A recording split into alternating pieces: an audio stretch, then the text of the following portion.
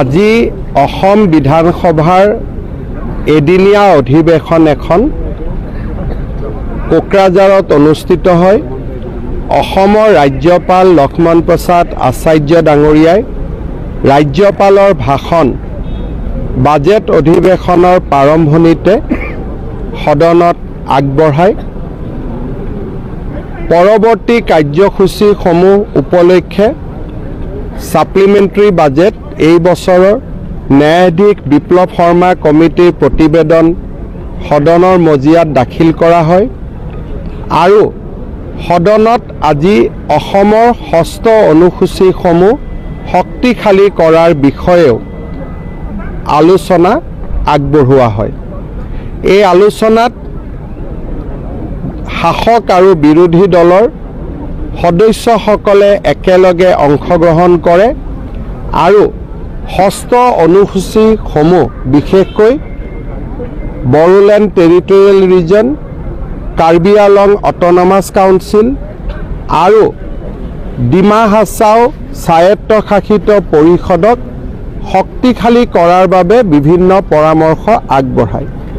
ৰাজ্য চৰকাৰে এই পৰামৰ্শসমূহ আন্তৰিকতাৰে সৈতে গ্ৰহণ কৰে।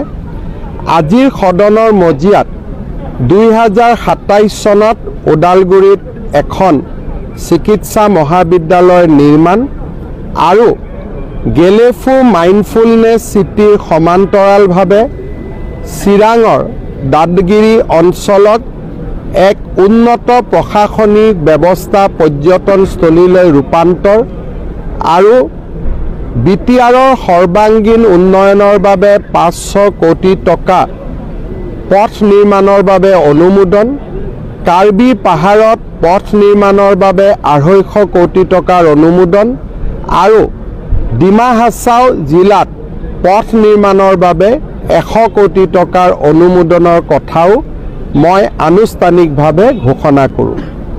আজিৰ দিনটো আমাৰ বাবে এক ঐতিহাসিক দিন।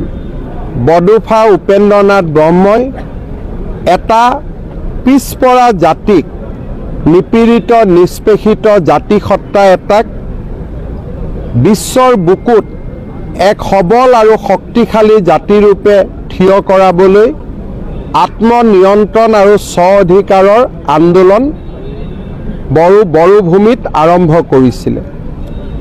আন্দোলনৰ কোনোবা এটা সময়ত অসমক পৃথক ৰাজ্য হিচাপে নিৰ্মাণ কৰাৰ দাবীও উত্থাপিত হৈছিল। এটা সময়ত এই দাবীৰ সমৰ্থনত বড়োভূমিত বিশাল সংগ্ৰামৰ আৰম্ভণি হৈছিল আৰু পৰিঘটনাৰ মাজতেই বড়োলেণ্ডত বিভিন্ন জাতি জনগোষ্ঠীৰ মাজত হত্যা, হিংসা আৰু সন্ত্ৰাসৰ দাবানল জ্বলিছিল। প্ৰধানমন্ত্ৰী নৰেন্দ্ৰ মোদী আৰু গৃহমন্ত্ৰী অমিত শ্বাহ ডাঙৰীয়াৰ ঐকান্তিক প্ৰচেষ্টাত আৰু নিখিল বড়ো ছাত্ৰ সন্থা, বড়ো সাহিত্য সভা আৰু বড়ো ৰাজনৈতিক নেতাসকলৰ প্ৰচেষ্টাত আজি বড়োভূমি এক শান্তি আৰু সমন্বয়ৰ ভূমিলৈ ৰূপান্তৰিত হৈছে।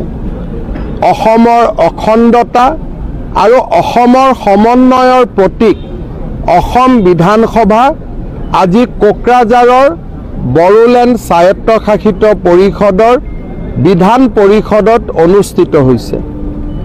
অসমৰ যি কোকৰাঝাৰৰ পৰা অসমক বিভাজনৰ আন্দোলন আৰম্ভ হৈছিল, সেই কোকৰাঝাৰতে আজি অসমৰ একতাৰ প্ৰতীক অসম বিধানসভা অনুষ্ঠিত হৈছে আৰু অসম বিধানসভায়ো আজিৰ অধিৱেশনত কি ধৰণে বড়োলেণ্ড স্বায়ত্তশাসিত পৰিষদক শক্তিশালী কৰিব পাৰি তাৰ বিষয়ে আলাপ আৰু আলোচনা কৰিছে।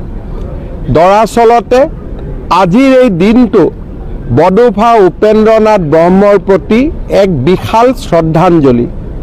কৃতজ্ঞ অসমবাসী ৰাইজৰ হৈ মই আজি পুনৰ এবাৰ বডোফা উপেন্দ্ৰনাথ ব্ৰহ্মক শ্ৰদ্ধাঞ্জলি জনাইছোঁ আৰু তেখেতৰ আদৰ্শৰে আমি বড়ো জাতিক সকলো দিশৰ পৰা আগবঢ়াই লৈ যোৱাৰ সংকল্প আকৌ এবাৰ আমি একেলগে সামগ্ৰিকভাৱে গ্ৰহণ কৰিছোঁ।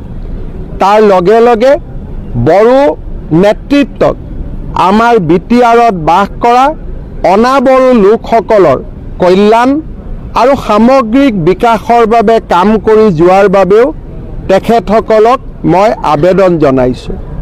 বড়ো আৰু অনাবড়োৰ মিলনৰ ভূমিৰূপে বড়োলেণ্ড অঞ্চল ভাৰতৰ ভিতৰতে এক বিকশিত আৰু উন্নত অঞ্চললৈ ৰূপান্তৰিত হ'ব, তাৰ বিশ্বাসো আজি আমি সামগ্ৰিকভাৱে সদনে বড়ো ৰাইজ আৰু বড়োলেণ্ডত বাস কৰা সকলো শ্ৰেণীৰ ৰাইজৰ মাজত অৰ্পণ কৰিছোঁ।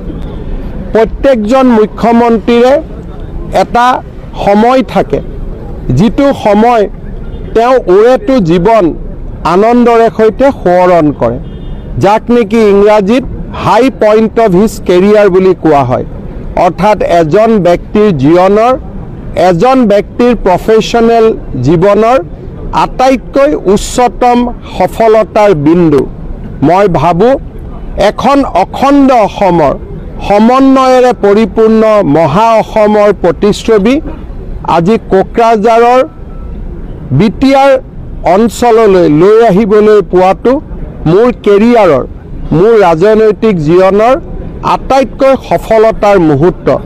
পৰম পিতাৰ ওচৰত মই ধন্যবাদ জনাইছোঁ যে নতুন প্ৰজন্মৰ অসমৰ বাবে আমি এখন সুৰক্ষিত সমন্বয়েৰে পৰিপূৰ্ণ মহান অসম এৰি থৈ যাব পাৰিম।